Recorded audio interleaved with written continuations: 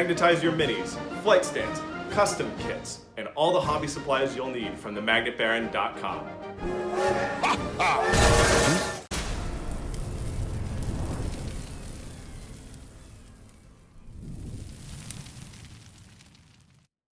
Hello and welcome to the YouTube channel for Craft World, eldari.com. I'm Brent, and in this video, I'm going to be talking about collecting and running your first 1,000 points of Aeldari post 10th edition codex. So in large part, this is about creating an effective 1,000 point list and how to think about that, but it's also geared simultaneously at players who are getting into Space Elves for the first time and may want to start by prioritizing units that will play an effective and essential role in the majority of the lists they might want to run at the 1,000 point level if they have some ambition towards winning at least moderately competitive games. I'll talk about which detachments I think it makes sense to think about starting with, what units you may want to add to your collection first, and then what sorts of general principles should probably guide list building as you decide both on your initial purchases and on your initial list. Now, the good news is that the vast majority of units in the Codex definitely have potential for competitive play. So if you already own some Space Elf units or you have some favorites, you can almost certainly build around those effectively. That said, there's certainly particular combinations of units, especially at the 1,000 point level or in particular detachments that just don't play well together. So I'll also try to warn newer players off common mistakes with reference to early collecting decisions and list construction that might otherwise end up making your first few games kind of frustrating. Okay, let's dive in. First off, anytime you design an army list for Warhammer 40K, you need to think about that list. Well, you don't need to do anything. You can do whatever you want. But if you care about winning games, it makes sense to think about that list, at least partially, as a solution to a set of problems you are going to encounter in a tabletop game, which is essentially a competitive puzzle. That's what all tabletop games kind of are that are competitive. Your army is a set of resources for doing three things. One, scoring primary objectives, which you score by putting units on particular objective markers on the table, the position of which in competitive play is determined by cards in the Pariah Nexus mission deck. If you're really new, you might not know that the Pariah Nexus mission deck will tell you, has a system for telling you where the objectives should be on the table, where the deployment zones are, what the rules are for scoring the primary objectives, and then it gives you a deck of secondary objectives, other stuff you need to do to score points, which involves killing particular types of enemy units, having your units in particular positions on the table, and possibly having them perform actions on those in those positions, which means they can't do anything else. They can't shoot or charge. So you're trying to score points. So you need tools in your list to score primary and secondary objectives, and then you need tools to prevent your opponent from scoring. The most obvious way to prevent your opponent from scoring is by eliminating your opponent's units. But there are other ways also. Nevertheless, when you think about eliminating your opponent's units, you need to make sure you have solutions in your list for various types of units. So you should be able to answer the question, what happens if I come up against an opponent who has a lot of durable tanks and monsters? How would I eliminate those? What happens if I come up against an opponent who's running a horde list, who just has a lot of not very durable but pretty cheap infantry, and my opponent can afford to lose lots of those and maybe even resurrect some of those units? What do I do about that? What do I do about a bunch of pretty durable heavy infantry, maybe 3 wound models with a 2-up save and maybe some kind of invulnerable save? You should have more than one tool in your list for dealing with each of those types of obstacle. And then you need to be able to answer questions like, what do I do if my opponent's very, very fast? What do I do about an opponent that moves around the table very quickly? What do I do about an opponent with very aggressive melee that wants to engage me that way? And what do I do about an opponent that can run a gun line, that can sit back very far with powerful shooting? How would I handle that kind of threat? The most obvious way to handle these threats is to eliminate the models. Sometimes you can do other things. You can move block them, tie them up in melee without killing them. But because this is a video aimed at people who are relatively new, we're just going to focus on making sure we have the necessary tools for primary scoring, secondary scoring, and a variety of target elimination. And the other thing you want to do is make sure that the tools you choose to include in your list have good synergy with one another, and the bonuses made available by both your army-wide ability for Aeldari, that's battle focus. Battle focus makes Aeldari very fast. And then your detachment bonus. And you don't want the same units to be competing for limited resources. So if you have a stratagem, for example, that lets a unit jump back in a transport after shooting, you don't want to have two units in your army that you need to use simultaneously that would both rely on that stratagem to be good. Or if you have two stratagems that you need to use every turn, you have to figure out what you're going to do about the deficit that's going to create in command points and so on. So the last concern is you don't want to compete with yourself for essential resources to execute your plan. Now, I don't want to spend a lot of time here rehashing detachment rules and faction rules that I've covered in earlier videos. If you're new to my channel and you haven't already watched my video about what battle focus is, you might look back and watch that. I have in-depth videos on each of the detachments and my recent codex review. You could watch those. But I will just start by saying that if you're new, I think you probably want to look at running either an aspect host detachment, which rewards you for leaning into aspect warriors, or a war host detachment, which benefits a wide variety of units, but is most valuable in that it increases your mobility and gives you both the aspect host and the war host detachments give you a stratagem called Skyborn Sanctuary, which lets a unit jump back in a nearby transport at the end of the fight phase, which means you can jump out of a transport, shoot an enemy unit, sometimes even kill an enemy unit in melee, and then jump back in the transport before your opponent has an opportunity to hit you back. That's just very powerful. If you're running the aspect host, all of your aspect warrior units, and if you were to run the Avatar of Cain, could choose to reroll either ones to hit or ones to wound every time they shoot or fight. And they have a stratagem called Preternatural Precision, which also boosts their shooting damage output. Whereas if you choose to run the Warhost detachment, you don't get the freebie rerolls on your Aspect Warriors. You get some more Battle Focus tokens. Battle Focus lets you increase the movement value of your units. You can shut down Overwatch in one spot on the table. You can have a unit move after it's been shot with Fade Back. I don't generally find myself running out of Battle Focus tokens in a way that it makes me wish I had more. Instead, the real, I think, advantage to the Warhost detachment is probably overall slightly better stratagems. In addition to Skyborn Sanctuary, you get Fire and Fade, which is the ability to move with a unit after it shoots. And then they also have a stratagem that can benefit the shooting of any Azuriani unit, which is, I think, roughly comparable in damage output to the one that Aspect Host has that only benefits Aspect Warriors. And they have the Webway Tunnel stratagem, which lets them redeploy a unit.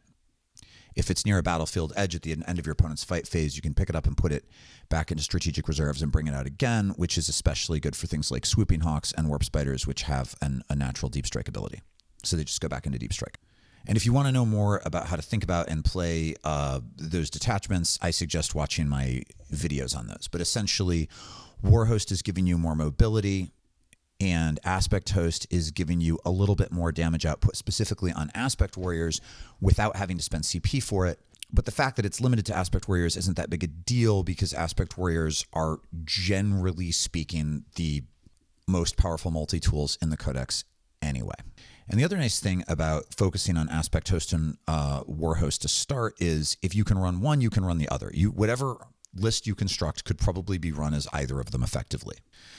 Now, there's also a detachment specifically focused on Wraith constructs, a detachment specifically focused on Wind Riders and bikes, and if you absolutely know that you want to run a Wraith host first and foremost, or you want to run a Jet Bike Wind Rider host first and foremost, then some of what I say in this video might not apply, but I will try to address those also. I'll also briefly speak to Ynnari and Harlequins.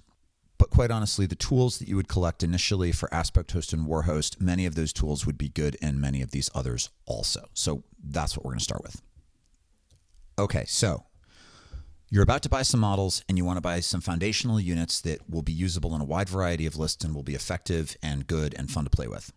My advice to you is to start by buying Ozerman, the Dire Avenger Phoenix Lord, a box of 5 Dire Avengers, and a box of 5 Fire Dragons. And then your choice of either a Wave Serpent or a Falcon or both. Now, Dire Avengers are a pretty powerful anti-infantry shooting unit, which, if led by their Phoenix Lord Ozerman, get the ability to, for free, move after they shoot. They can make a normal move after they shoot of up to 6 inches, which means after shooting, they could either, after shooting, move through a wall, because infantry in Warhammer 40k can just move straight through walls with the breachable ability and be invisible to the opponent after shooting, or they can jump into a nearby transport, which could be left out of line of sight of the enemy, which makes them very mobile for your next turn and also much less vulnerable to being counterattacked. So the fact that they're kind of fragile is mitigated by Ozerman's ability. Ozerman himself has a pretty impressive weapons loadout, and he adds some pretty powerful shooting. He has this special ability that lets him once per game jack his damage output so that he's pretty good into heavy infantry as a shooting threat. So including him in the squad gives the whole squad extra play into heavy infantry. And then both the aspect host and war host stratagems give you access to a way to significantly boost the fire output of the Dire Avengers. Dire Avengers each put out 4 shots. Incidentally, you should definitely build the squad. There are a variety of weapon loadouts available for the Exarch. Give the Exarch the second Shark and Catapult. So you would have 5 Dire Avengers with 6 Dire Avenger Shark and Catapults, each putting out 4 shots with an 18-inch range at strength for -1 AP, 1 damage, and if you are within half range, you get sustained hits 1, which means every 6 you roll counts as 2 hits. And you add in Ozerman's shooting 2, so coming out of a transport to light something up, this is very powerful, but then you have other ways to increase this. I mentioned that there are these 2 stratagems.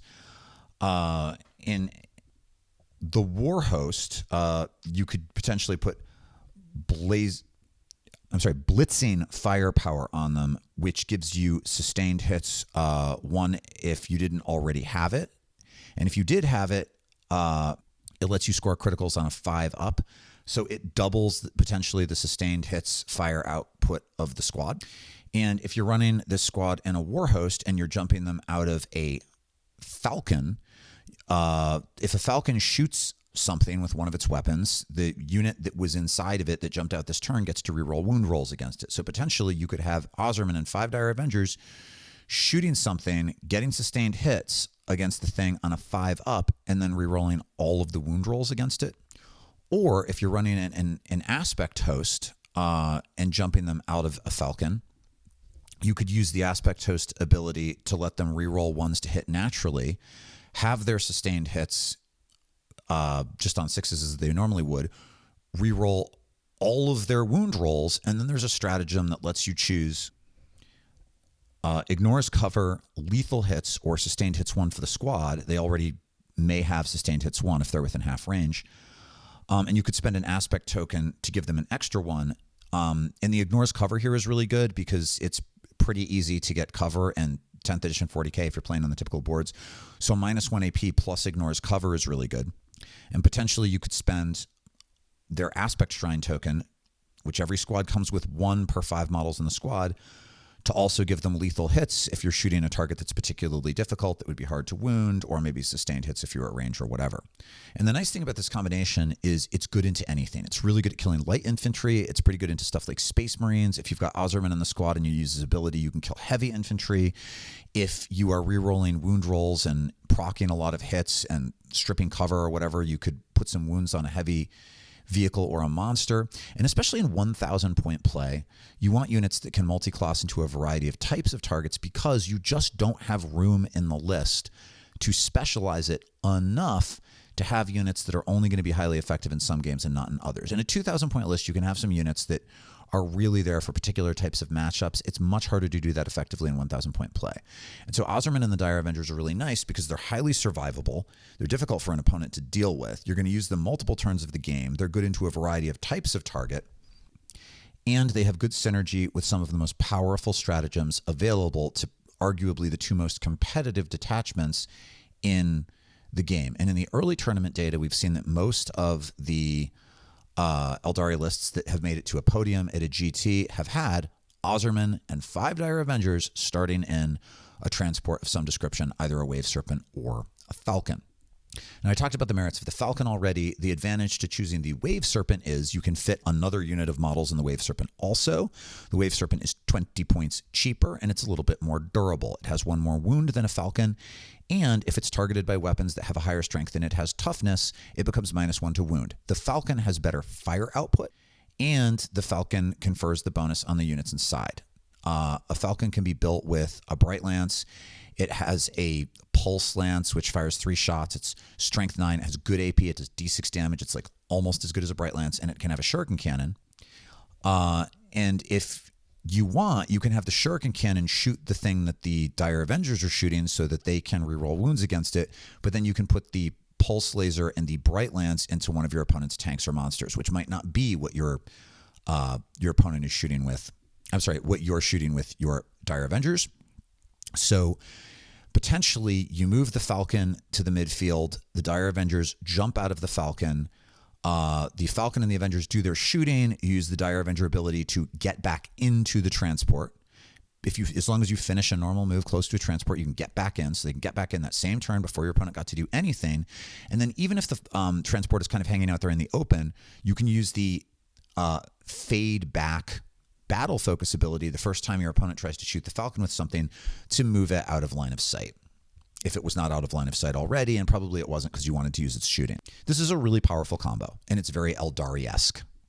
Okay, the second unit that I suggested is absolutely essential is Fire Dragons.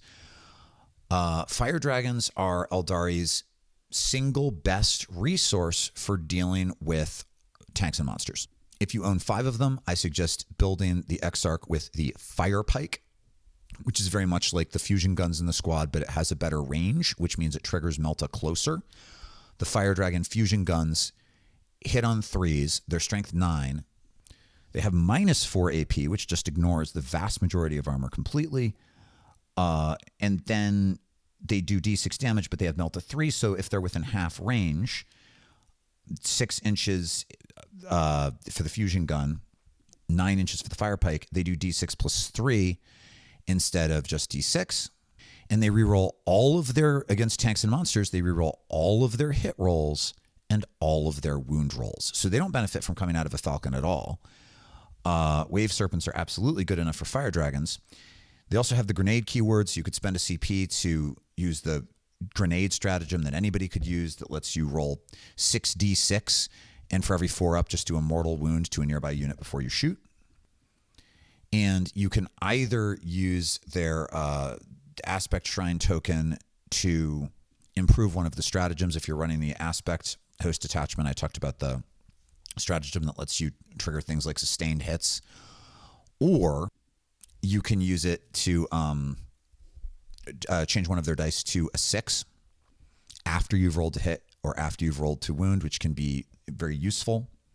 One of the obvious uses for this is the Exarch's Fire Pike. If that's the only thing that's close enough to trigger Melta, when you make your wound rolls, you roll separately for the Fire Pike. If you don't wound with it, you turn that one to a 6, so you're more likely you do D6 plus 3 with that one, and maybe you're doing D6 with the others. But Fire Dragons are the most efficient target elimination you have. Now, if you were playing Index Aeldari, you might find yourself overestimating the damage that your long-range heavy weapons will do, things like Bright Lances, because back when we could reroll 1 hit to wound and 1 hit to hit with all of our units, the fire output of our Falcons, for example, was wildly artificially enhanced. A Bright Lance that rerolls both of those is wounding its usual targets somewhere around 70 to 75% of the time, whereas a Bright Lance that rerolls neither of those is wounding something or damaging something that's like, I don't know, roughly T12, more like 25% to a third of the time. It's twice as good when you're rerolling those dice. And so if you were running Elder but you haven't played since the Index, you may be surprised how much less effective your Bright Lances are, but how much more effective your Fire Dragons are. Fire Dragons are 100 points for 5, and wow, are they good at killing tanks and monsters. You definitely want some Fire Dragons. And because they don't really depend on the Aspect Host bonus. They don't even benefit from the Aspect Host thing, because Well, they do if they're not targeting a tank or a monster. If you're shooting your opponent's custodies or something, it's nice to be able to reroll your hit roll. But against tanks and monsters, they've got all of their bonuses built in. So fire dragons not only run well in an aspect host or a war host, sort of equally well, but they also run perfectly well in a wind rider host or a spirit conclave or alongside in a seer council or alongside harlequins or in a Ynnari list or whatever. There's no Aeldari list that couldn't potentially make use of fire dragons quite effectively. So if you are going to build five of them, I suggest building the Exarch with the fire pike. If you decide you want 10, and most lists do run 10, you can either run them in a 5 or a 10. And if I just had those 2 squads in my collection, I would build the Exarch in the second squad with the Dragon Fusion Gun, because the Exarch version of the Fusion Gun does D6 plus 6. And it would also give you the option to just run it as a regular fire dragon. So you'd run a single squad of 10. And the advantage to running a single squad of 10 is that you can use the Skyborn Sanctuary stratagem to have the whole squad jump back into a transport instead of just 5 fire dragons.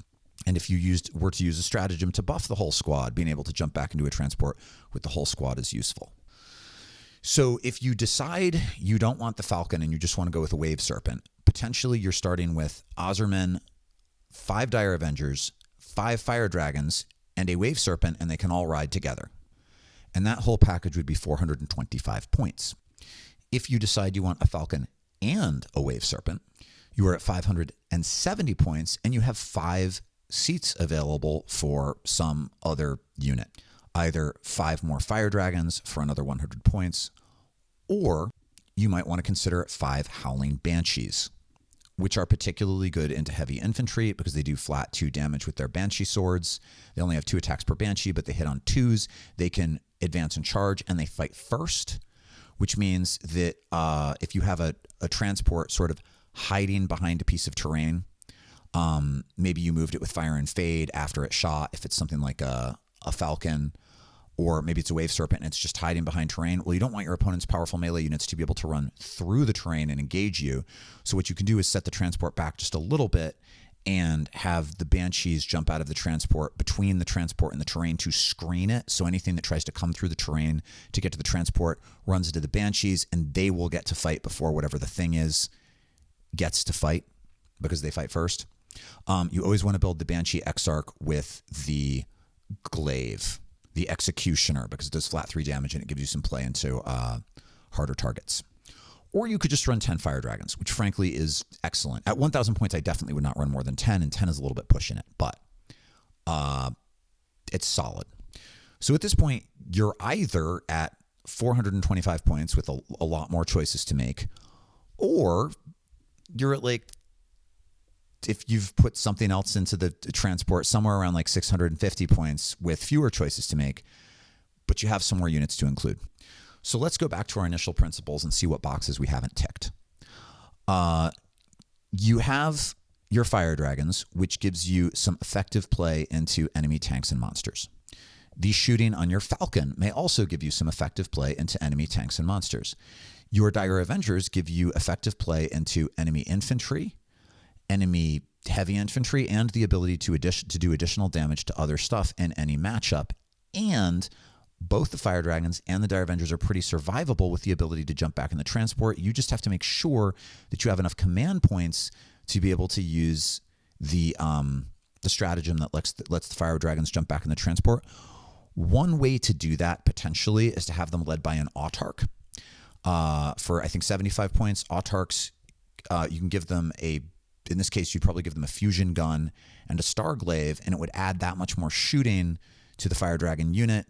And it would also let the Fire Dragon unit use the Skyborn Sanctuary stratagem for free. You could also have Fire Dragons led by Fuegan, who's an enormously powerful Phoenix Lord who can potentially one-shot a tank on his own and increases the range of all of the Fire Dragon weapons, meaning that they trigger Melta more easily. And when he dies, he gets up on a 2+, which can help you with objective control. I think in 1,000 point games, having both Fuegan and Ozerman is starting to get a bit expensive. It's not necessarily the case that you shouldn't do it, but it's certainly starting to get a bit expensive. I think Fugan is amazing in 2,000-point games, and he's definitely worth considering in 1,000-point games. But and if you're running Ozerman and 5-Dire Avengers and Fuegan and 5 Fire Dragons all just in one Wave Serpent, you have some other points available, so potentially you could fit him. But you do have to start being a little bit careful because we haven't ticked some of our boxes yet. You need to have points available for other stuff. For one thing, you need some relatively cheap units available for scoring purposes. So you need units that can move into particular places on the board, not shoot, not charge, and perform a secondary action. I mentioned Banshees before as a possible include. They're fast enough to be able to help with this, but you probably need at least one other unit. Now, if you're running an aspect host, it absolutely makes sense to choose Warp Spiders, Swooping Hawks, or both. Warp Spiders and Swooping Hawks are both very fast. Swooping Hawks are 85 points. Warp Spiders are 95 points. Warp Spiders move 12 inches, but they can do a flicker jump and move 24 inches, after which they have to roll a d6 for each model in the squad, and on a 1, the model takes a mortal wound, and they can't charge. But nevertheless, the ability to move 24 inches means they can go pretty much anywhere they need to on the board to block enemy movement while performing a secondary, or just perform a secondary to fight later. Swooping Hawks have a 14-inch move, so slightly faster for a normal move, but they can't flicker jump. But if you're running a war host and you use the stratagem not Kane's Vengeance, Webway Tunnel, you could potentially pick them up, either of these units up from the edge of the board at the end of your opponent's fight phase, and put it back into strategic reserves, so then it can come out in your movement phase using Deep Strike, which is an ability that lets you come in anywhere on the board at least 9 inches from enemy models. And Swooping Hawks and Warp Spiders both have some pretty good anti-infantry shooting. They're not super good into a wide variety of targets. Both are good into a wide variety of targets if led by their Phoenix Lord. But in this particular circumstance, we're assuming that maybe they're not. Both Phoenix Lords are excellent. Baharoth, the Swooping Hawk Phoenix Lord, is fabulous. So is Likas, the Striking Scorpion Phoenix, the Warp Spider Phoenix Lord. They're both fabulous. But at 1,000 points, I think maybe if you have already included Ozerman, it might be kind of a big ask. Incidentally, you don't have to listen to me. Ozerman, Fuegan, Baharoth, and Likas are the strongest 4 Phoenix Lords, and any of those could be in a 1,000 point list and be very, very good. But to avoid making this video incredibly long, and because I've already reviewed all of those models in my Codex review, I'm not going to talk a great deal about all of them. I think it really makes a lot of sense to choose Ozerman so you can have Dire Avengers jumping in and out of a transport. That said, you could absolutely build a list around Baharoth, giving an entire unit of Swooping Hawks every time it comes in out of Deep Strike, and he can keep having them fly off the board and come back in. Lethal hits just when they hit, and then there are ways to increase their AP and everything else. There are so many ways to play Aeldari effectively and with pizzazz. But in order to make this approachable, I'm going to double down on suggesting a couple of paths over the others. So I'm going to assume we're going with Ozerman. If you want to choose to include one of these other Phoenix Lords, you could, but if so, you might have to disregard some of my other advice. Anyway, so you're probably going to pick either a unit of Swooping Hawks or a unit of Warp Spiders, or possibly both, to help with target elimination, light target elimination, secondary scoring, particularly in the early game, secondary scoring, and then cleanup. Your opponent may have some not very durable units holding her own objectives in her backfield, and in the latter part of the game, the ability to get in there with something like Hawks or Spiders and kill that opponent unit off the objective can stop your opponent from scoring. That can be really useful. But you need some highly mobile units that can operate effectively in this role. Now, if you're not running Aspect Host, if you're running the War Host, you could potentially consider using Wind Riders, Vipers, or Shroud Runners. Now, Wind Riders can come in units of 3 or 6. They're Guardians on jet bikes. If you take Wind Riders, you want to give them the Shuriken Cannon. Each of those Shuriken Cannons fires 3 shots. they hit on 3s, but if they're targeting the closest thing, they re-roll the hit roll, which is really important to remember. And on 6s, they get lethal hits, so they potentially have two opportunities to roll the 6. So even against very tough stuff, they can have some play. They only have -1 AP, but they do flat 2 damage, so they're really good at killing Space Marines, and they're powerful enough to do some damage to tanks and monsters. It's 80 points for 3, and they can be very fast. They move 14 inches. I am a little skeptical about Wind Riders in this role, only because they can't use Fire and Fade, right? I really like that both Swooping Hawks and Warp Spiders, if you needed them to, could shoot and then move up to D6 + 1. Or if you were to include some other, I'm going to talk about some other infantry units that are good includes, but not the bikes. The same is true of Shroud Runners at 80 points. Shroud Runners are more durable than Wind Riders. There's 3 bikes in the squad, but they have 3 wounds each, and each of those bikes has a scatter laser instead of a shuriken cannon. Scatter lasers fire 6 shots. They've got a really long range at 36 inches. They have sustained hits 1, so just crazy fire output. Pretty decent strength, but they don't have AP. But each Shroud Runner also has a sniper rifle, and one of the things that you shot with one of your sniper rifles, you can strip its cover, which basically gives everything else in your list effectively -1 AP into it. That has fabulous synergy with your Dire Avengers. So between the two, I like the Shroud Runners. Also, Shroud Runners can make a scout move before the game begins, and that makes it easier to hide all of your units and have them in position to score secondaries and whatnot.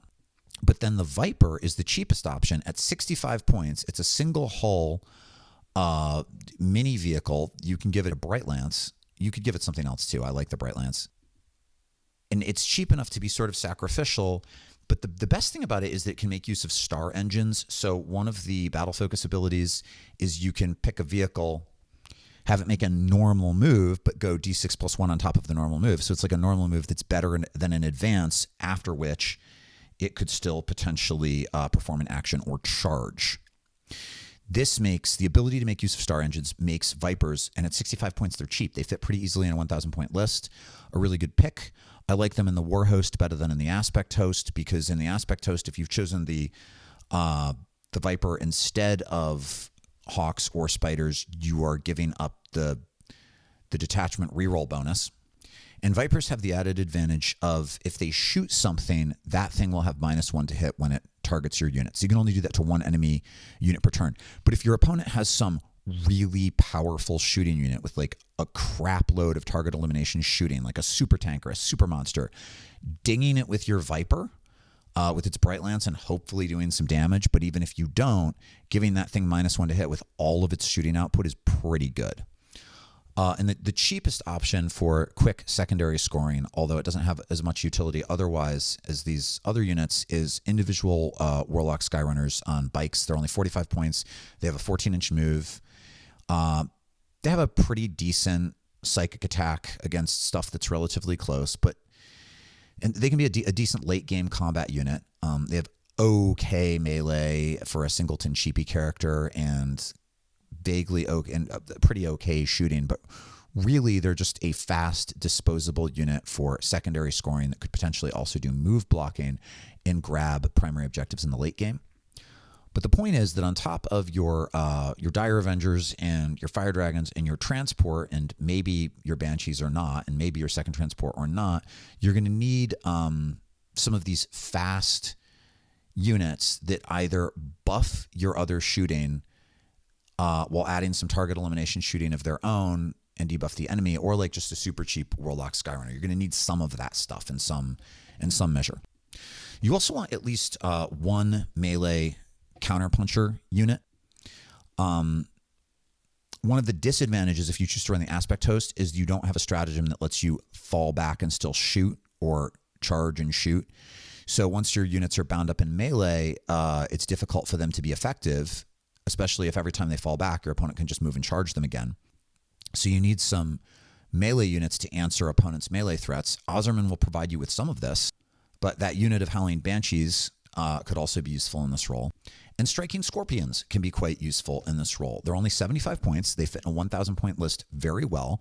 They can deploy to the midfield at the beginning of the game. They infiltrate, and then they have a scout ability that lets you move them 7 inches before the first turn, but after you know who's going first. So kind of the most obvious way to use them, but not necessarily the way you want to, is you deploy them to the midfield about 9 inches from your opponent, out of line of sight, more or less, kind of, doesn't really matter.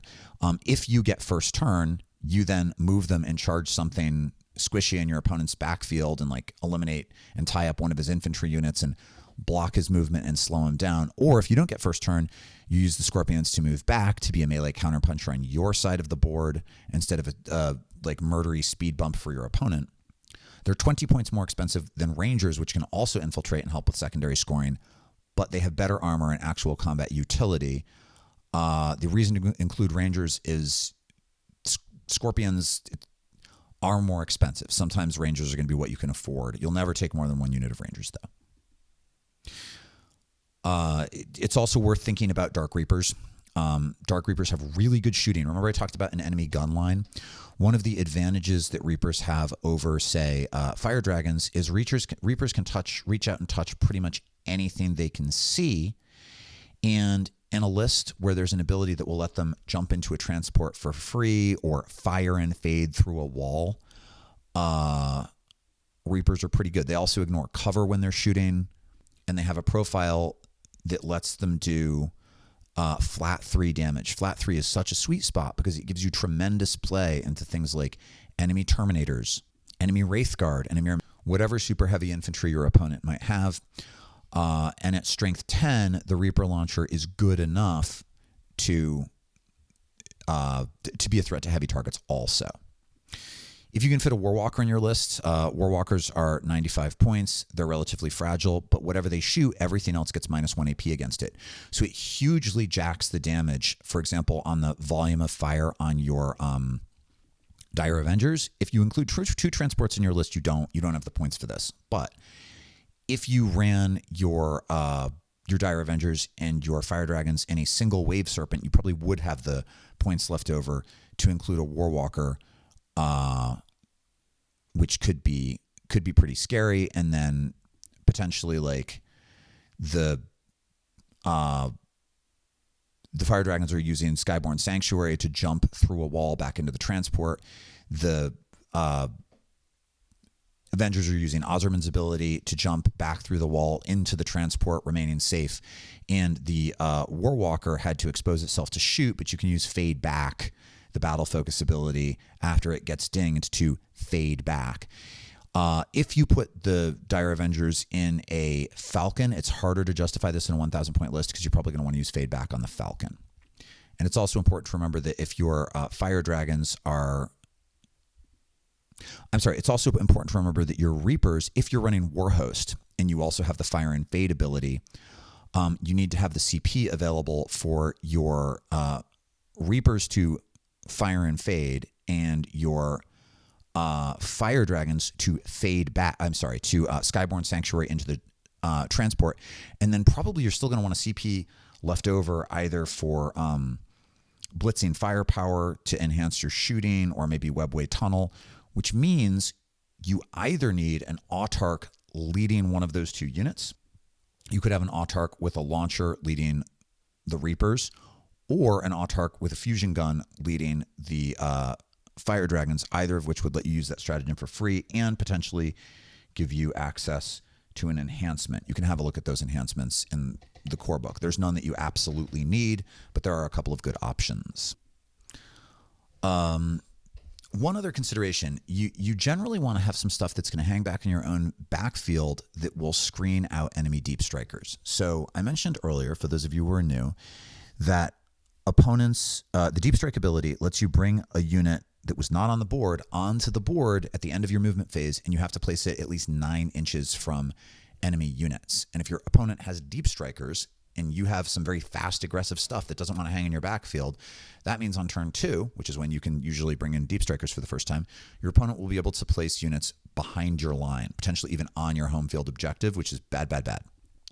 So as you think about building your list, you want to have some stuff that you can use to hold your backfield. Now, one option, of course, I've already mentioned Dark Reapers. They're going to want to, they have very long range. They don't want to be near the opponent. They can hang back. They can help you screen. I like, you can either build the Dark Reaper Exarch with a Reaper launcher or a Tempest launcher. I wouldn't build it with the Aeldari missile launcher. A lot of people have been running Exarchs with just the regular Reaper launcher, 5 Reaper launchers. The Reaper launcher is a great weapon.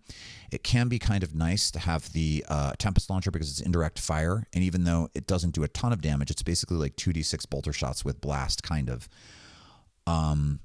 Over a couple of turns, it can chew through a not very durable enemy unit that your opponent is using to hold her backfield, so that you can get in there potentially with your deep strikers or to force her to fall back and hold an objective with something that she really needed to fight or whatever. I like the Reaper launcher on one unit.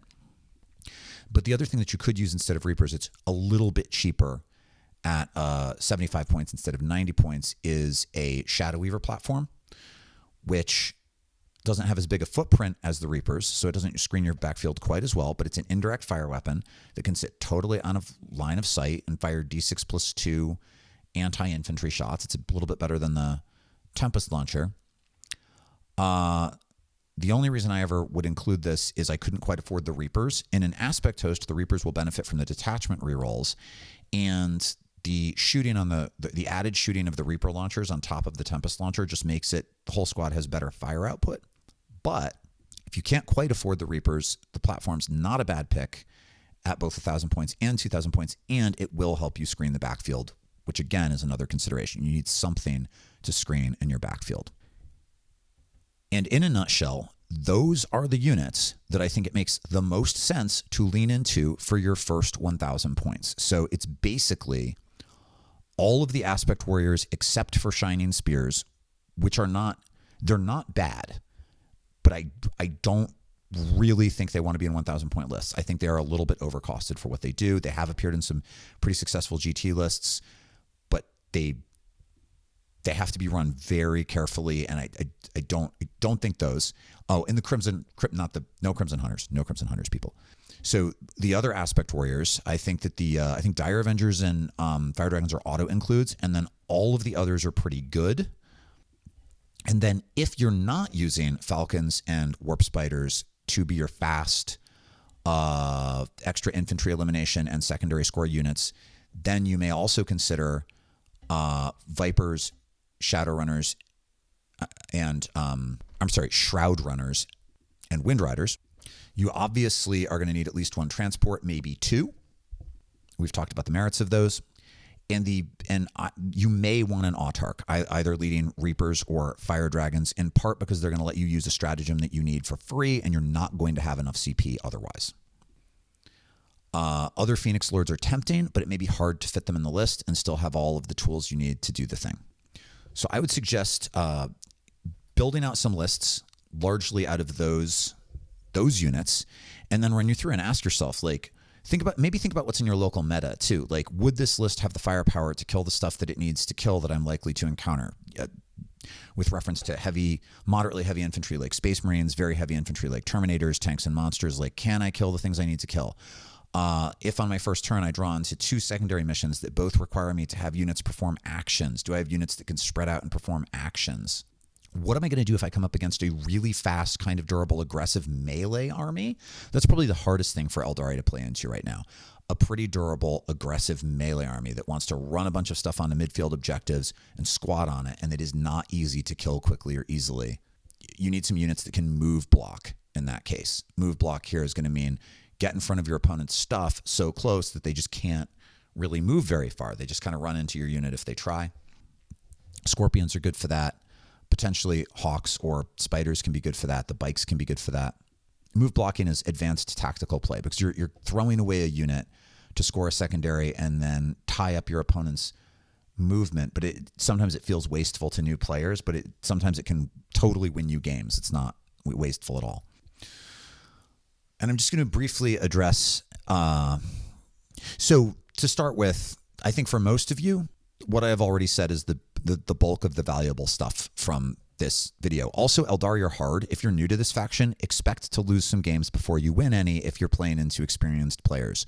They're a high skill cap. Space Elves are a high skill cap, quite challenging army to play, and it's very punishing when you make mistakes. But when you figure them out, they can be very rewarding.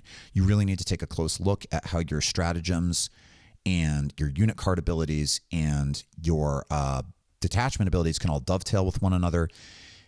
Think in advance about how you want to use your battle focus tokens.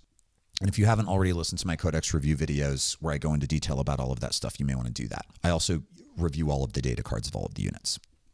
But for those of you who know you want to build, say, a Wind Rider host, all of the same principles apply, except you are going to start by buying some boxes of Wind Riders. And you definitely want some Vipers, and you definitely want some Shroud Runners, and you definitely want like 12 Wind Riders. Those of you who are thinking about running a conclave, a spirit conclave, you want to run a wraith host, you definitely want to start with at least 2 wraith lords, at least 2, probably 3 units of wraith infantry. The D scythes, I think, are the best shooting loadout, and the wraith swords are probably the best melee loadout. But the other options are good too, and you very well may want a wave serpent to help them move around, although in a spirit conclave, wraith units can make use of battle focus, which is the only time they can, and that makes them pretty quick. The wraith host is a pretty aggressive durability build. It's not easy to win with. You are also going to want at least a couple of spirit seers and probably some other psychers too. Those of you who are playing Ynnari, I suggest getting both the Yinkarn and Yvrain and starting with 2 Venoms and 10 Kabalites, and watch my video about how to play Ynnari in that's the last of the Codex review videos. And those of you who are running Harlequins, which is a actually very powerful build at 1,000 points. I think the most competitive build at 1,000 points is Ghosts of the Webway. You people definitely want 3 troops, probably 3 troop masters, 3 transports, and I think 6 bikes, certainly 4, all of which are going to be built with haywire cannons, and you can choose glaives or starbolas. But again, all the considerations are going to be the same in terms of the principles of list building and what you need to think about in advance. And if you want to run 1,000-point Harlequin videos, please, lists, please watch my Ghosts of the Webway Codex review video. Incidentally, Wraith Lords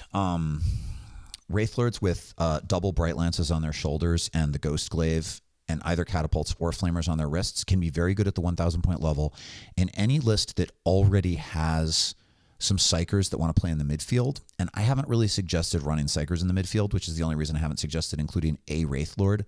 But a Wraith Lord can give you some helpful mid-game durability, and it's a unit that can multi-class both as a melee unit and a shooting unit, and because of big guns never tire, it can still shoot while it's in melee, and it can be a melee counterpuncher and really help you balance a list out. But again, in order to hit on 3s, not 4s, it needs to have a psycher nearby. So I would only consider using one if you're planning to run a midfield psycher. And so the only reason I haven't talked about it is I haven't suggested that. It doesn't mean you can't do it. Which brings us to our last possibility for a 1,000-point list, and that is the cheapest way to get into Aeldari. What's the least expensive 1,000-point list you can run that doesn't suck? And if you can get a hold of the old Aeldari Combat Patrol, which was like around $120 on Amazon, I think, that has a Farseer, 10 Guardians with a platform, a Wraith Lord, and 6 Wind Riders. And you can also get a hold of the new Aeldari Combat Patrol, which at the time I'm making this video is about to go on sale, which has 10 Dire Avengers, 5 Wraith Guard that can be built as Wraith Guard or Wraith Blades, 1 Spirit Seer, and 5 Warp Spiders. Those 2 combat patrols together would give you almost 1,000 points. And you'd have a very balanced list that does all of the things. It would not be great, but everything in there could reasonably be in your collection. I will say one thing I don't love about the new Combat Patrol, in the very near future I'm going to make a video about the new Combat Patrol that's coming out. Combat Patrol play, for those of you who don't know, is a simplified version of 40K that happens with pre-made 500-point lists. So you can buy like an Aeldari Combat Patrol, and if you build the models in the Combat Patrol according to very specific specifications, you can then run them with specified rules that are free on the Warhammer app and also on the GW website. All the Combat Patrols are free. All of the data cards are free. And these like pre-generated 500-point lists run into other people's pre-generated 500-point lists. And what's good about it is that it's a fairly well-balanced version of 40K in which you don't just auto lose because you have certain things in your collection and your opponent has certain things in their collection that beat what you have. So it can be good for new people in that sense. I really like Combat Patrol play, but the thing I don't like about the new Combat Patrol is it requires you to build out these units in suboptimal ways. It forces you to take what I think is the worst possible loadout for the Wraith Blades. It's not terrible, and it requires you to build out the Dire Avengers with one of the worst loadouts for the Exarchs, because there's 10 Dire Avengers there. And I don't think that the Warp Spider loadout is one that I would choose. So like literally everything in the Combat Patrol that can be built more than one way, there's 4 squads in there, all have to be built suboptimally to run the Combat Patrol, which makes me really frustrated. Those of you who are capable of magnetizing the arms on light infantry models won't care. I have magnetized Wraith Guards, so I have the stuff in my collection. I could run it now as it is, but for new players, I just feel bad that if you build your units to run as the Combat Patrol, it sort of disadvantages you in 1,000-point play. But if you were going for an inexpensive 1,000-point list for for less than $300, you could get 1,000 points of elves just by buying the old Combat Patrol and the new Combat Patrol, and you would have 6 bikes and 5 warp spiders for secondary scoring and some fire support. You would have 10 Dire Avengers that potentially could do the thing. The Wraith Lord would be good hard target to limb. I would build the Wraith Blades with D-Scythes instead of as Wraith Blades. I would definitely give the Dire Avengers the Shuriken Catapult build that I suggested before. I'd want for the Guardians, I'd use the Bright Lance instead of, I think it's the Star Cannon that they want you to take. And you could, if you built that 1,000-point list, you could really run it reasonably well, either as a war host or honestly even as a Spirit Conclave. The extra movement that you would get on the ability to have battle focus on the Wraiths and the Wraith Lord wouldn't be terrible. You could do Aspect Host. It wouldn't and you could do Seer Council. If it were me, though, I would probably, if I were running that build, I would probably run it as Seer Council because you don't have any transports, and to really make good use of Warhost, transports are helpful, and you do have a couple of Psychers in there, but you could probably run it as Warhost just as well. That said, I would probably also suggest buying Ozerman. That takes the whole thing to closer to $300, but that is probably the cheapest way to get into Aeldari and have something like a balanced, interesting, playable force. So that's what I've got. If you have your own ideas about how best to start as an Aeldari player collector looking to build the first 1,000 points of playable space elves that will also be a foundation for a larger army, please talk about that in the comments below. And please keep in mind that the units that I did not mention, they're not worse than the units that I did mention.